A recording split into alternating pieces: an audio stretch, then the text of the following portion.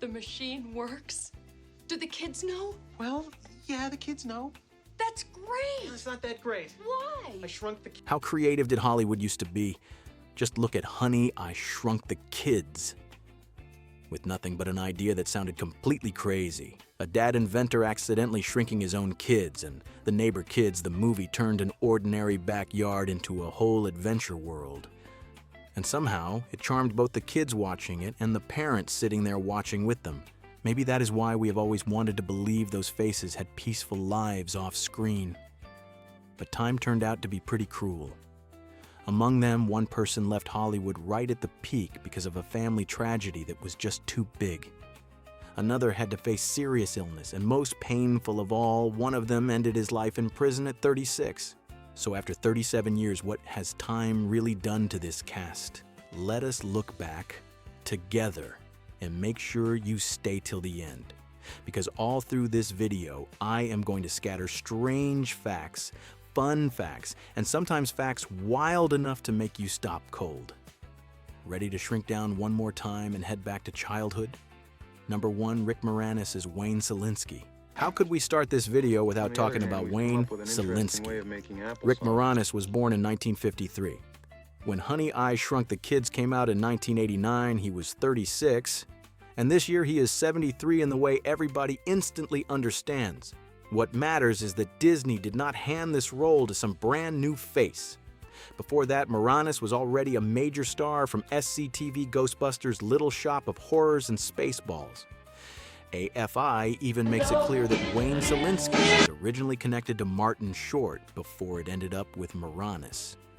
In the end, Moranis was the one who turned Wayne into a pop culture memory, then carried the role into the later films.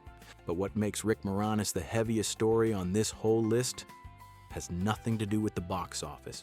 In 1991, his wife, costume designer Ann Belsky, died of breast cancer, leaving him with 2 young children. After that, Moranis stepped back from the live-action machine to be a single father. People makes it very clear that he did not walk away because his time was over, and Moranis himself told The Hollywood Reporter that he never really retired. He just became more selective after his family life changed completely. Then, in 2020, he became the victim of a random assault near Central Park and had to take himself to the hospital after getting punched in broad daylight. Now, the most admirable thing about Rick Moranis is that he never asked Hollywood to remember him. He lives quietly, shows up very rarely, but his name never really disappeared. Deadline confirms that he will return in the new Spaceballs film, which is expected to come out in 2027. In a town where everybody is scared of being forgotten, Rick Moranis was strong enough to walk away for his family. That alone is enough to make me respect him to this day. Number 2, Amy O'Neill as Amy Szalinski. Next up is Amy Szalinski, the teenage girl a whole lot of male viewers remembered for a long time after Honey, I Shrunk the Kids ended. But what matters more is that Amy O'Neill did not follow the road Hollywood had practically laid out for her. She was born in 1971, played Amy when the movie came out in 1989 at 18, and this year she is 55. Before this film, she was no amateur. Apple TV says she started acting in 1984 and had 30 episodes on The Young and the Restless in 1986. What keeps Amy O'Neill alive in people's memory is not just that she was the most noticeable female face among the 4 kids who got shrunk. At the 35-year anniversary of the film, she herself said she still meets fans, cosplayers, and movie lovers, and that the love for Honey, I Shrunk the Kids is still completely there. She also shared a very human little story about Rick Moranis during a promo trip in Japan. He caught her and Jared Rushton trying to order alcohol, then pulled both of them over to have coffee instead. It is just a small detail, but it says something much bigger. Amy does not just remember this movie as a job. She remembers it as a very real part of her youth. But here is the saddest thing about Amy O'Neill. On Milwaukee says that after moving to Boston, she was diagnosed with acute myeloid leukemia and went through a very hard stretch before staying cancer-free for years. Then instead of clinging to old glory, she moved into a completely different life. Painting murals, teaching art, bartending, singing lounge music, then becoming a contemporary artist represented by Paula Cooper Gallery. I always respect people who do not try to hang on to their youth. Amy O'Neill is one of them. She did not fade out. She changed direction, and she did it in a really beautiful way.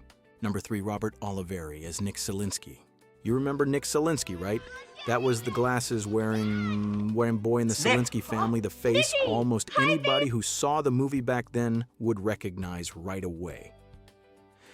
Robert Oliveri was born in 1978. When the movie came out in 1989, he was 11. This year, he is 48. Apple TV makes it very clear that Oliveri is a former child actor, known most of all for playing Nick, and that the role brought him both a Young Artist Award nomination and a Saturn Award nomination. D23 also points out that Nick was Wayne Szalinski's son, and one of the 4 kids who got shrunk, which means Robert was not just in the movie, he was part of the core group that gave the film its soul. What stands out is that Robert Oliveri did not stop at one childhood role and vanish right away.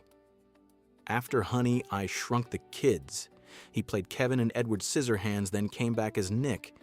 In Honey, I Blew Up the Kid, and Honey, I Shrunk the Audience. To put it plainly, Hollywood had reason to think this kid might keep going. But the most intriguing part of Robert's story is somewhere else. People wrote that after Edward Scissorhands, he stepped away from the spotlight, and public records on him today are very thin. No major scandal, no loud legal trouble, no magazine confessions about his past. Just a long silence. Honestly, I am not sure that is a sad story at all. In a town that always pushes people to talk more, show more, and sell their private life just to survive, Robert Oliveri managed to keep almost total privacy. To me, that is actually a good sign. At the very least, it suggests he may have found a peaceful life outside the spotlight, and sometimes that is worth a lot more than some noisy comeback. Number 4. Thomas Wilson Brown as Little Russ Thompson. Little Russ Thompson, the older neighbor kid in the group of shrunken children, had a real-life path very different from a lot of former child stars from that era. He was born in 1972 in Wyoming. When Honey, I Shrunk the Kids came out in 1989, he was 17, and this year he is 54. Public profiles on Brown all highlight a very American detail. He was the son of a cattle rancher and a rodeo queen, then landed his first role by answering an ad looking for a boy who could ride horses, which led him into Silverado very early on. What I like about Thomas Wilson Brown is that his story did not follow the self-destructive road Hollywood swallowed up so many young faces with. After Honey, I Shrunk the Kids, he still had Welcome Home, Roxy Carmichael, a storyline on Knots Landing, then appearances on Beverly Hills 90210, Walker, Texas Rangers, CSI Pearl Harbor, and later Last 3 Days. So he did not disappear overnight. He kept working just without making noise. More recent pieces about Brown focus on the work and on good memories from the film rather than personal disaster or public scandal. In 2024, Brown told people that being part of Honey, I Shrunk the Kids was an honor, because to this day, audiences still tell him how positively the film affected them. And in a 2021 interview, he said the thing that kept him going was the creative process, being part of things bigger than himself, and that the advice he gives young people is to have thick skin, know how to bounce back from rejection, stay humble with success, and build other ways of living besides acting. Number 5, Jared Rushton as Ron Thompson. Jared Rushton once had almost every sign of being a long-term young star. That is exactly what makes his story worth talking about. He was born in 1974 in Provo, Utah. When Honey, I Shrunk the Kids came out in 1989, he was 15, and this year, he is 52. Before playing Ron Thompson, Rushton had already risen fast with Overboard Lady in White, and especially Big, where he played Tom Hanks's best friend. Rotten Tomatoes calls him a former child star and clearly notes that he got a Saturn nomination for his role in Honey, I Shrunk the Kids. Put simply, Jared Rushton did not come into this movie as some untested face. He came in with the momentum of a real rising child star. After that film, Rushton still had a pretty solid stretch of work. He starred in A Cry in the Wild, then had more remembered roles in Pet Sematary 2 and the sitcom Roseanne, which means Hollywood really did see him as somebody who could keep going, not a one-time discovery to be used up and tossed aside. But right when a lot of people thought he would stay on screen longer, Rushton changed direction. Rotten Tomatoes and Apple TV both say that in 2000, after nearly a decade of scattered television appearances, he left acting to pursue music. After that, he joined the band Withdrawal with his younger brother Ryan Rushton, then kept going with Deal by Dusk. That is a clear enough turn to show that he did not disappear from creativity. He just changed stages. What I find valuable about Jared Rushton is that his public record has almost none of the loud collapse people expect. No major scandal, no major lawsuits, no bitter interviews about childhood fame. Just a man who came very close to the young Star Trek, then stepped away from it fairly early. Before we leave behind these 5 faces from the film, I want to stop here for a second. Because the more you look back, the more you realize this movie was built out of ideas so crazy that almost nobody makes them like this anymore. Just the title alone tells you how willing Hollywood was back then to try weird things. Before it became Honey, I Shrunk the Kids, the film had 2 working titles that sound both goofy and hard to believe, grounded in teeny weenies. Honestly, I cannot even imagine this movie living in America's memory under either one of those names. Disney changed it at exactly the right moment and changed it perfectly. Then, the filming gets even more interesting. A lot of people still assume that gigantic backyard must have been built somewhere right here in America. But no. The entire giant world surrounding the kids was filmed in Mexico City at Estudios Churubusco. And they did not just throw it together. The sets and props just for the 4 children took more than 9 months of preparation, with 12 houses and all kinds of front yards and backyards built to turn an ordinary suburb into a survival jungle. And then there is Auntie. That ant was not just some cute prop for the kids to ride through a few scenes. The mechanical version needed around 12 people to operate it. Just hearing that is enough to make you feel how hard people worked back then to create a few magical minutes on screen. That is the thing I remember most about late 80s filmmaking.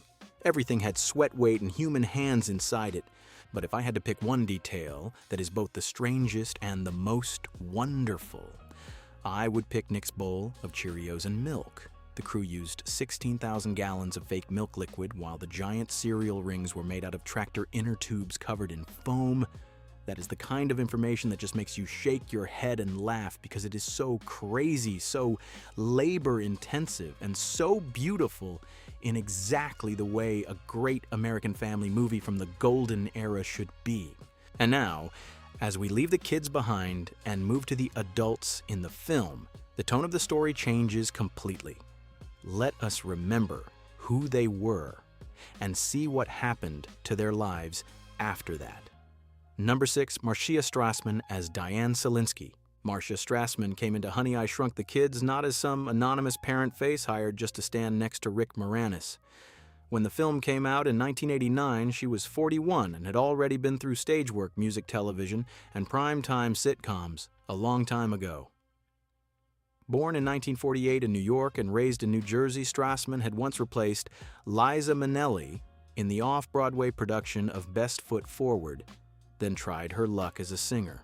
Her single The Flower Children in 1967 made some regional noise even if it never became a national explosion. It was a very old Hollywood kind of beginning stage, first recording next, then diving fully into the screen. Before becoming Diane Szalinski, she had already been Nurse Margie Cutler on MASH and Julie Cotter on Welcome Back, Kotter.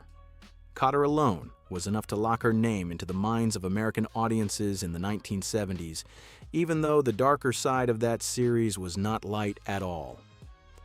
Recent retrospective pieces remind people that Strassman openly said she was miserable on that show, and that her conflict with Gabe Kaplan later turned out to have been fueled even more by the producers.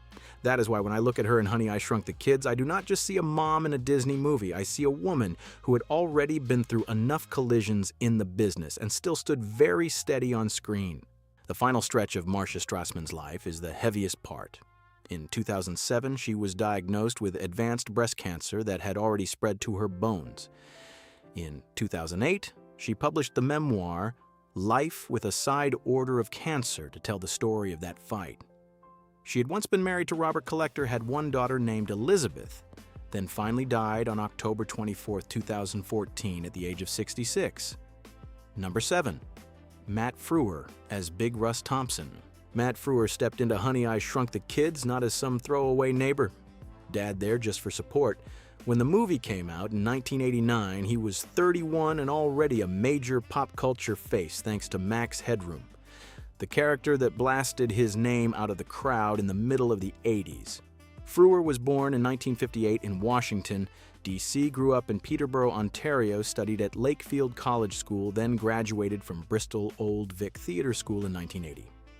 A V-Club even notes a great little detail. At first he planned to study biology, then changed direction and went into acting. This year he is 68. What makes Matt Frewer worth talking about is that his career did not follow the one bright flash and done pattern. Max Headroom was the big explosion, but after that, he still had Dr. Doctor. Then Honey, I Shrunk the Kids. The film Comic Book described as the first time mainstream audiences really saw the unmasked version of Frewer in a family blockbuster. From there, he kept going steadily through The Stand, Eureka, Orphan Black, The Nick Watchman, Fear the Walking Dead, and more recently, The Hunting Party. With Honey, I Shrunk the Kids specifically. Frewer said he got cast pretty late, close to the day they were leaving for Mexico City. What he remembers most is not the box office or the poster, but the giant Cheerios and the mechanical ant with an entire puppeteering team controlling each leg. He also said the movie's lasting power comes from something very simple. It turns your own backyard into a magical world. That is exactly what I like about Matt Frewer. He does not live off one role. He lives off real craft, and people like that usually last the longest. Number 8. Kristine Sutherland as Mae Thompson. Kristine Sutherland is not the kind of actress Hollywood remembers because of scandal or some loud public fall. She gets remembered for something way more lasting, a long career, a private one, and one steady enough to go from a family movie like Honey, I Shrunk the Kids to cult television like Buffy the Vampire Slayer. Kristine was born in 1955 in Boise, Idaho. When Honey came out in 1989, she was 34. This year she is 71. What I like about her is how ordinary her beginning was. She went with a friend to an audition for Brigadoon back in high school. Then she was the one who got cast, and that changed the whole direction of her life. Later on, she studied in Kentucky, then went to London to study drama before doing stage work in New York. Before Honey, I Shrunk the Kids. Kristine had already had her first film role in Legal Eagles. But the real turning point came in 1997 with the role of Joyce Summers in Buffy the Vampire Slayer. Profiles on her all agree that this was the role that defined Kristine Sutherland's name, and that Joss Whedon chose her partly because of her warmth and how much she resembled Sarah Michelle Gellar. What is really interesting is that this big break came after a very family-centered decision. In 1993, she and her husband, actor John Pankow, moved to Los Angeles to raise their daughter in a calmer setting. In 1999, the whole family even went to Italy for 1 year, so their daughter could pick up the language naturally while Kristine flew back and forth to shoot Buffy. After Buffy, she did not chase the spotlight at all costs. Kristine studied photography at Santa Monica College, opened a portrait studio, then only took selective roles like Comanche Moon, One Life to Live, or the following. Before we leave behind the adults in this movie, I want to stop here for a second. And the closer you look at those three faces, the more you realize they were not just parents standing behind the kids in a Disney family movie. Each one of them carried a whole world of their own. Take Matt Frewer, for example. A lot of people remember him from Honey, I Shrunk the Kids, but before that, he had already been a real pop culture phenomenon. And the interesting thing is Matt was not just famous for playing Max Headroom, he also played Edison Carter in that same property. In other words, he was both the virtual face all of America remembered and the real man standing behind that whole phenomenon. That is a very rare kind of career and also a very 80s kind of one. When Matt looks back on Honey, I Shrunk the Kids, he does not talk about fame or box office. What he remembers most is the giant Cheerios and the mechanical ant. And he even described the ant control team like a version of the Muppets, just way more off-center. I love that detail because it really captures how crazy handmade and human-powered Hollywood used to feel back then. Then, with Kristine Sutherland, the story goes in a completely different direction. She went to an audition when she was young just because she was tagging along with a friend. Then very naturally she tried out too, and from there she stepped right into acting. Go help your sister. That is the kind of beginning Hollywood almost never has anymore. No strategy, no big plan, just one accidental door opening and a whole life-changing direction. Later on, for a whole lot of television viewers, Kristine ended up being remembered more strongly for Joyce Summers and Buffy the Vampire Slayer than for Mae Thompson and Honey, I Shrunk the Kids. And what gave that role even more depth was something deeply personal. Kristine once said that growing up with a single mother helped her tap into the emotions she needed to play Joyce. And if you look at the whole group two together, the contrast between them is really strong. Marcia Strassman went from actress and singer to becoming the author of a memoir about her own cancer battle. Matt Frewer came out of a very 80s cyber pop icon and turned into a veteran face Hollywood kept using for decades. And Kristine Sutherland became one of the most memorable mothers in cult fantasy television. 3 roads, 3 rhythms of life, 3 totally different kinds of endurance. And now we move on to the final group. 2 names with less screen time, less attention, but lives that turned in very different directions afterward. Some of them even much darker than people ever would have guessed. Number 9, Carl Steven as Tommy Pervis. Carl Steven is one of the saddest stories on this whole list. When Honey, I Shrunk the Kids came out in 1989, he was 15 playing Tommy Pervis, Nick Szalinski's friend. His real name was Carlos Stephen Krakoff, born in 1974 in Glendale, California. If he were still alive this year, he would be 52. But what makes the name Carl Steven unforgettable is not how much screen time he had in this Disney movie. It is the brutally hard life that came after it. Before and after Honey, I Shrunk the Kids, Carl Steven actually had a pretty serious child actor resume. He played young Spock in Star Trek III. The search for Spock, becoming the first actor other than Leonard Nimoy to play Spock in live action as a child. He also voiced Fred Jones in a pup named Scooby-Doo, appeared in Out of This World, and had a recurring role in Weird Science. So to put it simply, Carl Steven was not some face who passed through and disappeared right away. He had a real place in late 80s and early 90s pop culture. The most painful part began after the screen faded. According to public records, after a tonsillectomy, Carl Steven became dependent on prescription drugs. He married Dawn Krakoff in 1998 and had a son named Noah, but addiction pulled him down fast. In 2009, he was arrested for carrying out 6 armed robberies at Walgreens and CVS to get pharmaceuticals. Then in 2010, he was sentenced to 13 years in prison. Less than 1 year later, on July 31, 2011, Carl Steven died in prison in Tucson from a heroin overdose at 36. And after a story this heavy, the final name on the list goes in almost the opposite direction. Quieter, steadier. And that name is Mark L. Taylor. Number 10, Mark L. Taylor as Don Forresti. If Carl Steven is the darkness of this final group, then Mark L. Taylor goes almost completely the other way. He did not leave behind some huge personal shock. He left behind a long career, a quiet one, and one so steady it is easy for people to glance right past it unless they really stop and look. Mark Lawrence Taylor was born in 1950 in Houston, Texas. When Honey, I Shrunk the Kids came out in 1989, he was 39. This year he is 75.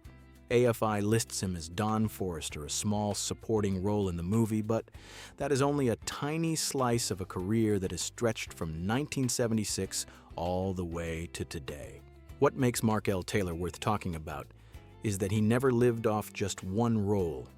In film, he went through Inner Space, Arachnophobia, Homeward Bound, The Incredible Journey, then on to High School Musical 2. In television and animation, his resume gets even deeper. He voiced Jimmy Olsen and Superman Charlie Shoemaker in The Mask.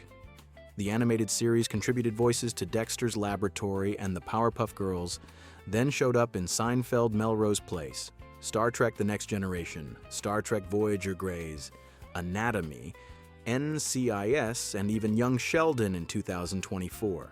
This is no longer the resume of some old Disney supporting actor. This is the resume of a character actor who stayed in the profession long enough to move through multiple eras of American television. The last big difference is that Mark L. Taylor also stepped behind the camera.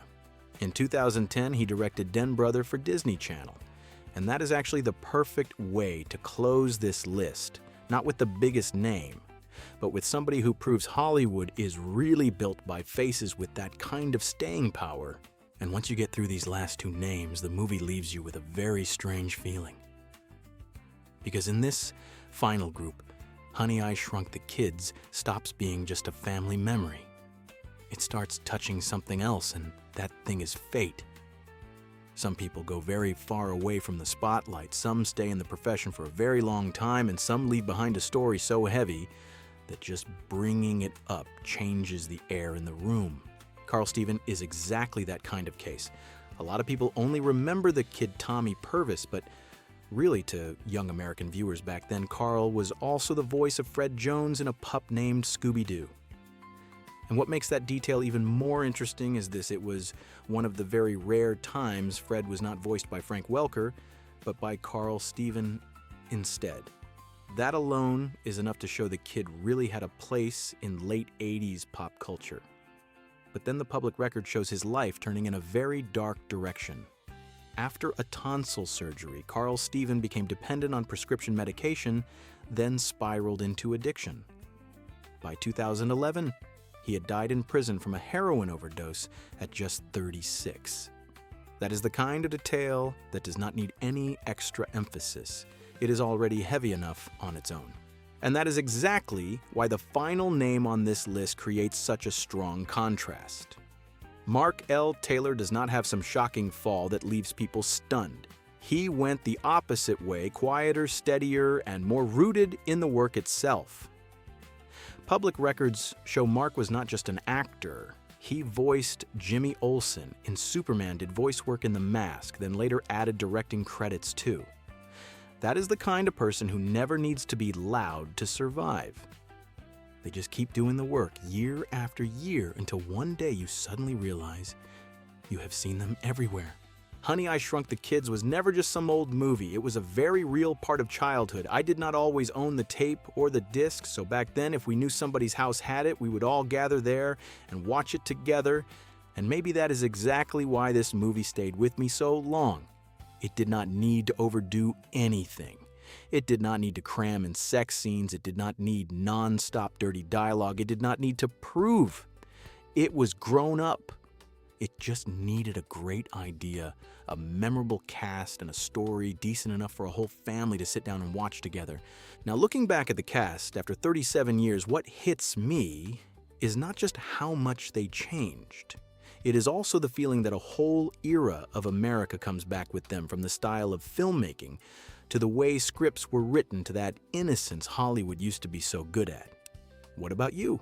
Which face in the cast surprised you the most after all these years? And would you want me to do a separate video on 20 insane facts surrounding Honey, I Shrunk the Kids?